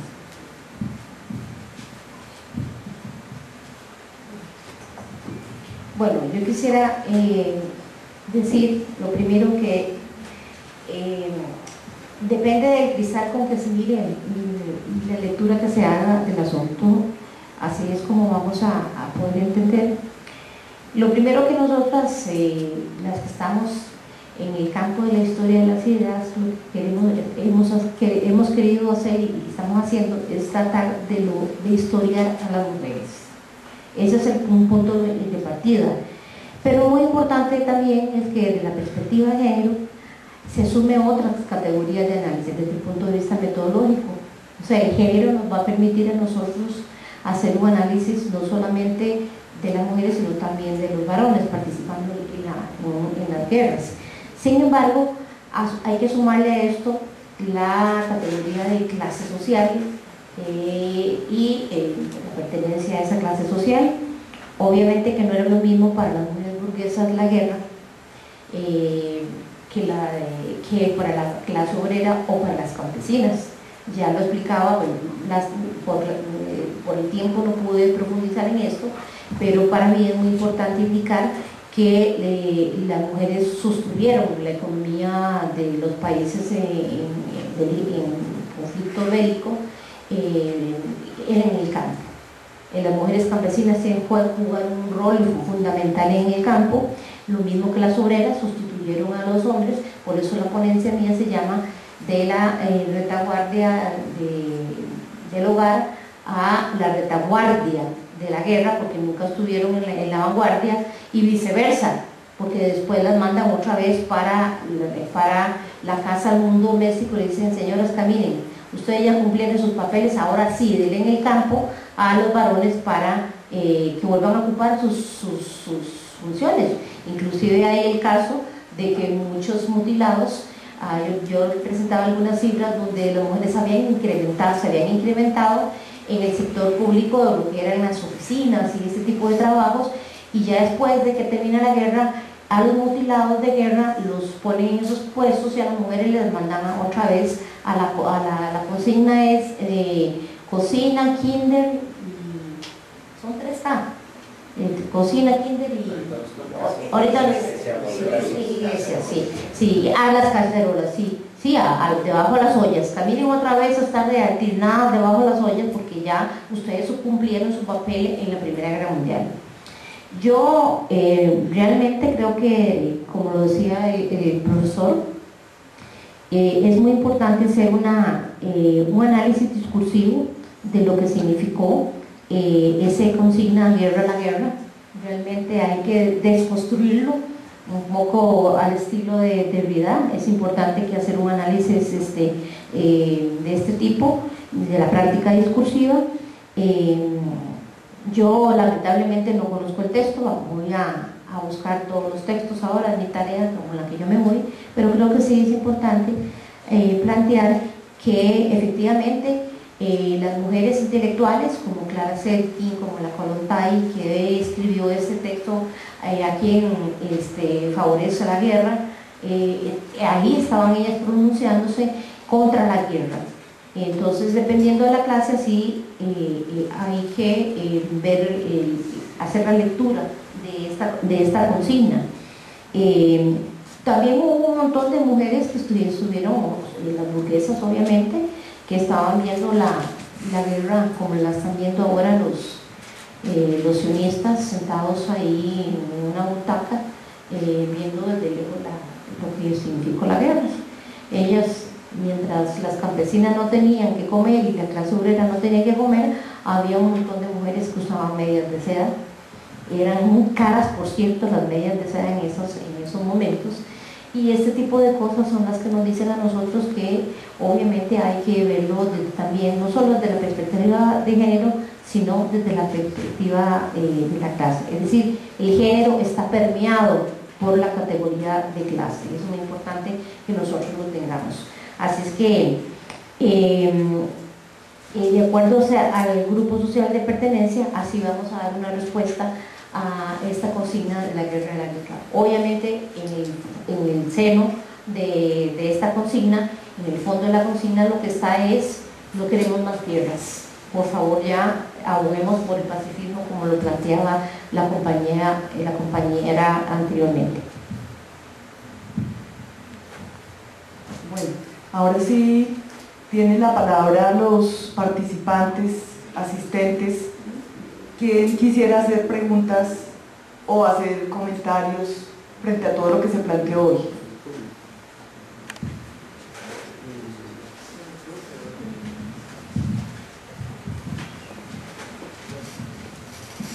En primer lugar, quiero saludar y felicitar a los panelistas por sus importantes disertaciones acerca de la Primera Guerra Mundial, en especial el rol del papel de la mujer. Pero ahí quedan algunas inquietudes. Por ejemplo, una de ellas es Vladimir Lenin dice que él no era que estuviera en contra de las guerras imperialistas, que eso era una guerra imperialista, sino que a él lo mandó a Alemania, a Rusia, con el fin de establecer la Revolución de Octubre. Entonces sería muy bueno aclarar ese punto. Otro punto es que la mujer ha ocupado a lo largo de toda la historia de la humanidad un papel preponderante y muy importante.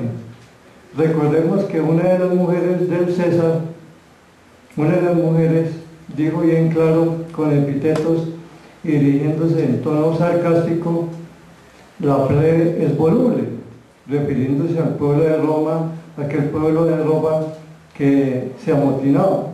Entonces la mujer desde esa época ha mantenido un rol importante. Lo que pasa es que dentro del ciclo histórico muchas veces se apacigua y vuelven y surgen mujeres de la talla de Rosa Luxemburgo, por decir algo. Entonces, para mí, yo creo que la mujer siempre ha jugado un papel importante a lo largo de la historia de la humanidad, y eso no hay que negarlo ni hay que discutirlo.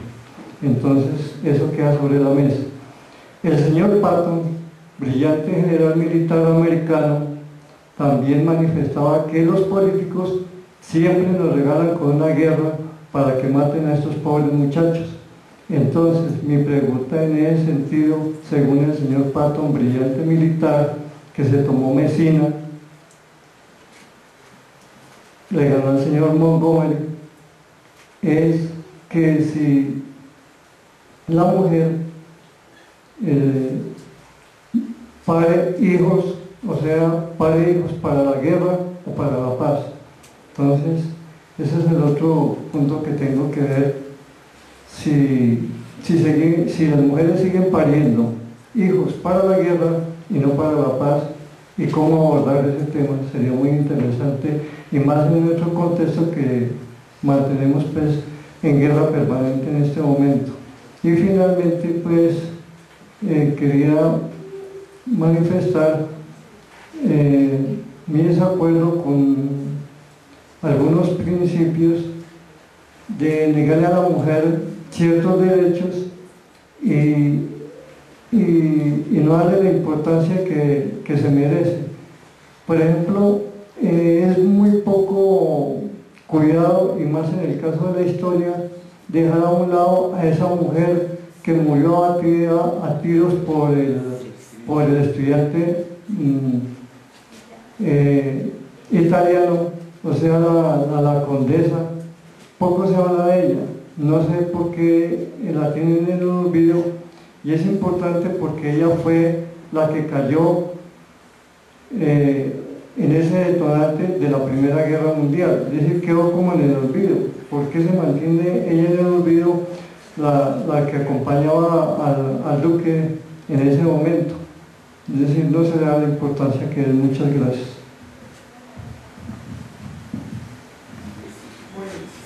Vamos a hacer una ronda de preguntas y al final, después, los participantes, los ponentes van a hacer sus comentarios.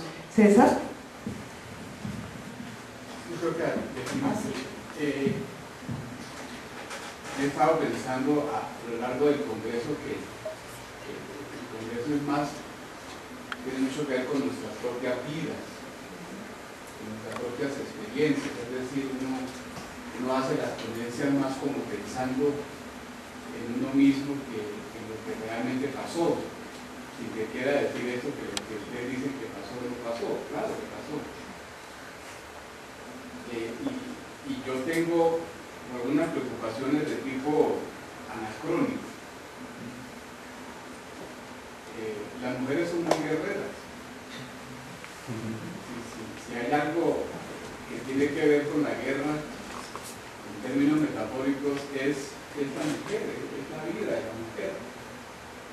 Digamos que el significante guerrero, si a alguien se le puede adjudicar, es a la mujer. Tiene que criar sus hijos solas, autoformarse sola, es decir, la imagen de la vida de la guerra para mí es muy femenina. Solo pensar en nuestras guerrilleras, a veces más combativas y más guerreras que los guerrilleros. Solo pensar en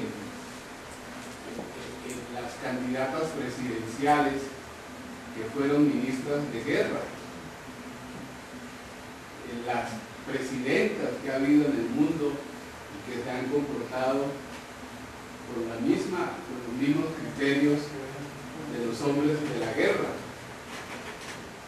Es decir, no cambia mucho la perspectiva porque la miremos desde el lente del feminismo. La Revolución Francesa, el símbolo de la Revolución Francesa es Mariana, una mujer que va con una bandera con sus senos afuera, que se llama el cuadro de David, la libertad.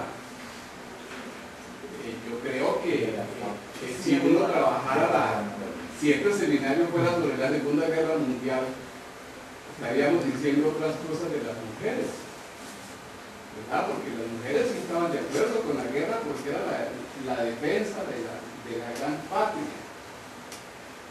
Y en el vocabulario del macho se suele decir que detrás de cada gran hombre hay una mujer. Es decir, pienso en Josefina, la mujer de Napoleón, que yo no creo que haya sido tan inocente frente a las guerras de su marido. Está Catalina Aragán. Es decir,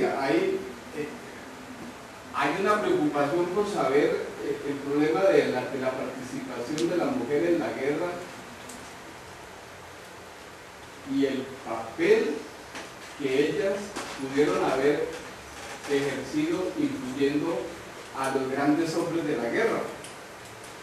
Interesante sería saber quiénes eran las mujeres de los generales de la guerra, como lo ha planteado Grace. ¿Quiénes fueron esas mujeres? Es decir, ¿todas las mujeres eran víctimas de la guerra? ¿No habría mujeres victimarias? Una parte muy interesante que yo resaltaba en la primera noche de este congreso es el papel de la propaganda. Es decir, no todos los países utilizaron las mujeres la propaganda de la misma manera. Es decir, Alemania tenía una concepción de la mujer para la guerra, Francia tenía una concepción de la mujer para la guerra, y así, etcétera, etcétera. Mi pregunta es, ¿en qué queda el poder? En cosas del poder, ¿qué nos podría decir el género? En cosas de poder sería menos guerrera la mujer que el hombre.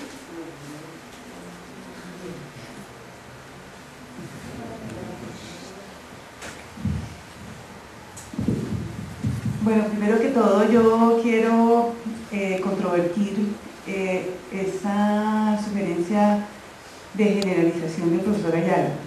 Es decir, no se puede plantear que todas las mujeres reaccionaron de la misma manera, ni pertenecían a los mismos partidos, ni tenían las mismas sensibilidades e ideologías, ¿no? Es decir, yo creo que hay que establecer diferenciaciones.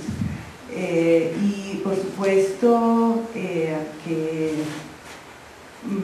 hubo sectores de mujeres en la Primera Guerra que en un determinado momento manifestaron sus simpatías muy claras por esos ideales del patriotismo.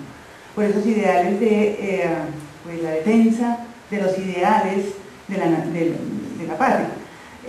Sin embargo, también hay que tener en cuenta que no todas las mujeres, y aquí yo diferenciaría, por ejemplo, las mujeres de ciertas agrupaciones religiosas, ¿no? De ciertos grupos católicos, de ciertos grupos, de ciertas confesiones religiosas que por principio están en desacuerdo con la guerra y propugnan por el desarme, ¿no? Es decir, mujeres cristianas, mujeres de otra religión, digámoslo así, ¿no? De otras confesiones religiosas. De la misma manera, las socialistas, ¿no? Las socialistas fueron pacifistas y no solamente dentro de las mujeres socialistas participaron mujeres burguesas, mujeres seguramente con educación, y un grupo importante dentro de las socialistas fueron las maestras, y otro grupo importante, algunas enfermeras, ¿no? Es decir, mujeres con unas determinadas sensibilidades en relación con el contacto que tenían con el pueblo o con la gente corriente, con los grupos, con los sectores populares, con los sectores obreros, pero también dentro de las organizaciones obreras, pues algunas mujeres se manifestaron en contra de la guerra. Entonces, yo también invito a no generalizar en ese sentido, ¿no? Las posturas frente a la guerra de las mujeres pues fueron diferentes y beligerantes quienes se manifestaban en contra de la guerra, abajo las armas, escribieron, se manifestaron, aún en condiciones de una gran hostilidad social, de presencia de las mujeres en los espacios públicos. Eso por una parte. Por otra parte, bueno, las mujeres de los dictadores, las mujeres, acaba de salir un libro bastante de carácter periodístico sobre, de la autora Torres, que escribe en El País, o que tiene una trayectoria periodística en el País de España, que se llama Las dictadoras, ¿no? Y se ocupa principalmente de las mujeres, porque ella sí pluraliza allí, de las mujeres de, por una parte, Stalin, por otra parte, Hitler, y por otra parte, Francisco Franco y Mussolini, ¿no? Entonces, este es un libro ligero, pero bastante interesante, que precisamente hace una alusión muy acertada sobre esa fascinación de las mujeres frente al poder, de las mujeres de los dictadores, ¿no? Frente al poder. Claro, son mujeres en algún sentido que han vivido la discriminación, el marginamiento, que han experimentado distintas formas de exclusión, y por supuesto, al lado de un hombre poderoso, evidentemente, esas situaciones se resuelven en parte, no totalmente. Esa lectura ligera de la periodista Torres del País de España. Bueno, mi querido César, vamos a tener que diferir el día de hoy. De eso se trata. Siempre hemos diferido y nos seguimos queriendo tanto. Aquí lo que hay que decir, primero que todo, es que en la base de las guerras lo que se encuentran son relaciones de poder. De eso se trata el patriarcado. Ese es el patriarcado. Entonces, cuando hablamos de las mujeres y la guerra, las mujeres no han detentado el poder de la misma manera que los hombres. Entonces no podemos pensar, obviamente que hay una historia, podemos ahí, el mito de las Amazonas, hay una gran cantidad de historia que escribir sobre las mujeres, pero ya se está escribiendo. Lo que no está muy escrito sobre las mujeres y la guerra, que es el tema de este encuentro. Creo que eso es lo primero que te voy a decir. Lo segundo es que este discurso, por lo cual podríamos romper lazos de amistad, ¿verdad?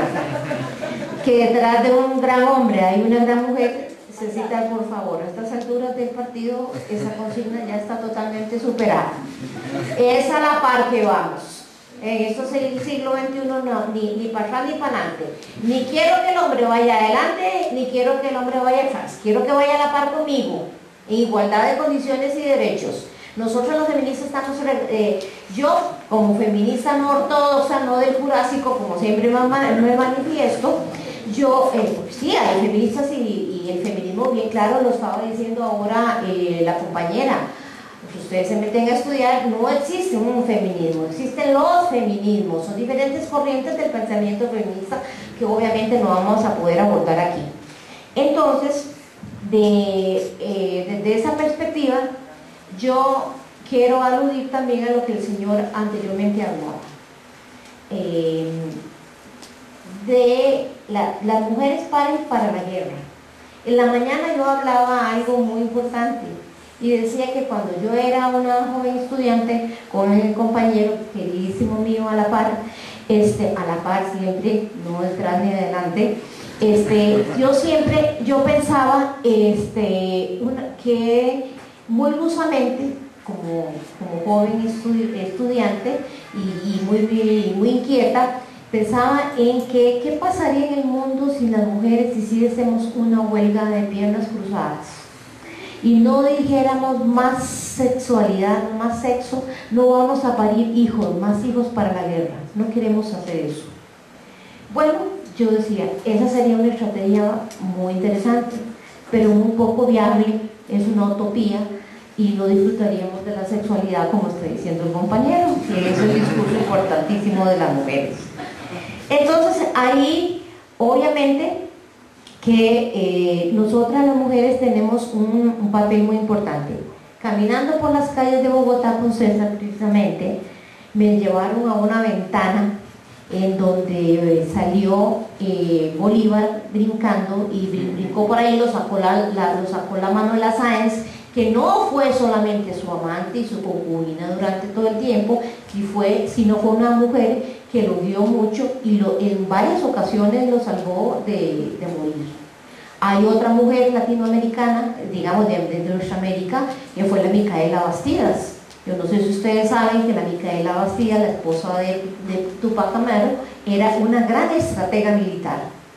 Y cuando Tupac Amaru se fue al encuentro donde lo mataron, ella le advirtió que no fuera por ahí, pero el hombre no hizo caso, ¿verdad?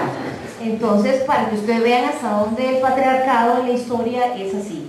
Lo que nosotros estamos tratando de hacer es lo que yo llamo arqueologizar, hacer la historia desde la perspectiva de las mujeres. Es lo que estamos tratando de hacer las compañeras María Imelda y yo y muchas jóvenes, y yo quisiera que más jóvenes mujeres se entusiasmaran con esta temática, y los hombres también. Yo estoy muy feliz de encontrar a un hombre que esté dedicado a estudiar la cuestión de género y los estudios de la historia de las mujeres. Entonces, César, hay muchos ejemplos. No se trata de ejemplos, se trata de que nosotros las mujeres, sí, efectivamente hemos tenido un papel que necesitaríamos en estos momentos al profesor Nícano para que nos enseñara toda la arqueología del saber desde la perspectiva de género. O sea, la ciencia ha sido masculina, la historia es una de las ramas de la ciencia más patriarcal, porque nos ha invisibilizado.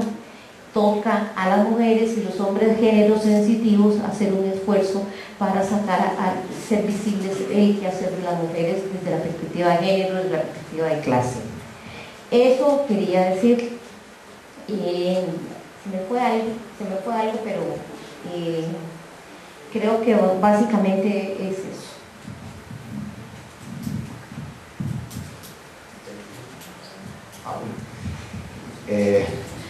Querido César, 2 puntos. No, en serio, es decir, conozco el talento de mi colega para provocar, lo cual me parece muy buena estrategia para hablar en términos militar, y Yo sí agradecería la pregunta, por tan polémica o discutible que podría ser, porque genera una discusión, un intercambio de ideas, y en eso te estoy muy agradecido. Eso dicho, poniéndole atención a su comentario, que como buen historiador que es rigurosamente exacto en cuanto a los datos, a los acontecimientos, ¿no? Pero es por eso que a mí me interesa tanto el análisis del discurso, porque esos acontecimientos rigurosamente exactos han sido organizados en un relato, que fue su pregunta, que, como me juntó a mis compañeras en decir, pues que hay una tendencia a la generalización y que puede ser discutible, pero lo discutimos, y eso es lo que digo del asunto, ¿no? Entonces, por eso yo sigo insistiendo en que el trabajo del discurso del patriarcado es muy interesante, porque para no extenderme demasiado, pues quizá la palabra suena que anacrónica, pero la digo en fines meramente pedagógicas o como animar el debate un poco, pues primero yo creo que se olvida todo el endoctrinamiento, es la palabra que no me gusta, pero la uso con fines, digamos, didácticos, de lo que hay un antropólogo aquí dice más o menos que son 10 a 40 mil años, no, como 10.000 años de patriarcado, ¿no? Entonces, eso tuvo sus efectos, ¿no? Estructurales que no son fáciles de hacer. Eso sería como un primer aspecto.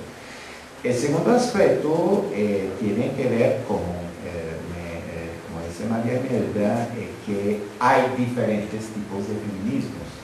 Y uno de ellos consiste en crear, pues no tuve tiempo de mencionarlo ahí, pero es lo que, por ejemplo, en el movimiento de las sufragistas, entre otras cosas, pues que llaman el feminismo liberal, ¿no?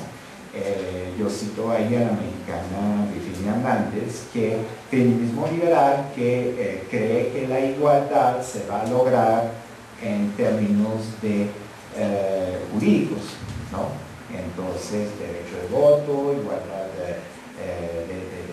jurídica, posesión de bienes, etcétera, etcétera, igualdad salarial, etcétera. Personalmente, aquí sí no quiero valorar si eso es una tendencia mayoritaria o minoritaria, no es el punto aquí, pero personalmente sí yo tengo un problema con ese tipo de feminismo por ser un poco ingenuo, ¿no? Y me explico. Esas leyes, esa normativa es fundamental, pero, y ahí yo no invento nada, yo cito a estudios de feministas que van a decir, pues eso es un medio, no es el fin, porque incluso le podría citar casos de estudios de mi país de origen, donde muestran que, por ejemplo, la igualdad salarial en medio laboral, el acceso a las mujeres en cargos de direcciones y cosas por no ha puesto fin al hecho de que el colega manosea la cola de su compañera de trabajo, el acoso sexual. Eso no ha puesto fin a eso. Entonces, es por un lado, pero por el otro lado, más respondiendo en el sentido de la pregunta formulada por el profesor Ayala, hay un tipo de feminismo que cree que la igualdad consiste en hacer lo que hacen los hombres. Y aquí yo podría citar también tantos ejemplos, además de los ejemplos que ha citado históricamente, pues hay ejemplos actuales como la presidenta del Banco Mundial, del Fondo Monetario Internacional, la economista francesa, Margaret Thatcher y etcétera, que es un tipo de feminismo que plantea que las mujeres tienen que hacer exactamente lo mismo que los hombres, razón por la cual, y eso yo estoy de acuerdo con usted, que hay mujeres guerreras, hay mujeres que fueron guardias de campos de concentraciones o que están en el ejército israelí y que han mostrado, como usted lo dice, que pueden ser igual o más crueles que los hombres en situación de combate. Pero yo haría ese matiz de que se trata de una corriente dentro del feminismo que cree eso, pero el feminismo no se reduce solamente a ese aspecto. Hay feminismos en plural y aquí el listado es muy largo también, según entiendo el problema. Bueno, dado que ya son las 7 de la noche y debemos entregar el espacio, agradecemos la participación de los 3 profesores ponentes y agradecemos a ustedes por su asistencia a este panel. Sabemos y esperamos que hayan quedado muchas preguntas y ojalá en un futuro cercano podamos continuar con este tipo de debates y de ponencias con un tema tan clave para la vida y para la historia como es el tema de la participación de los hombres y de las mujeres en las guerras, pero pues a la par, ¿no? Bueno, muchas gracias.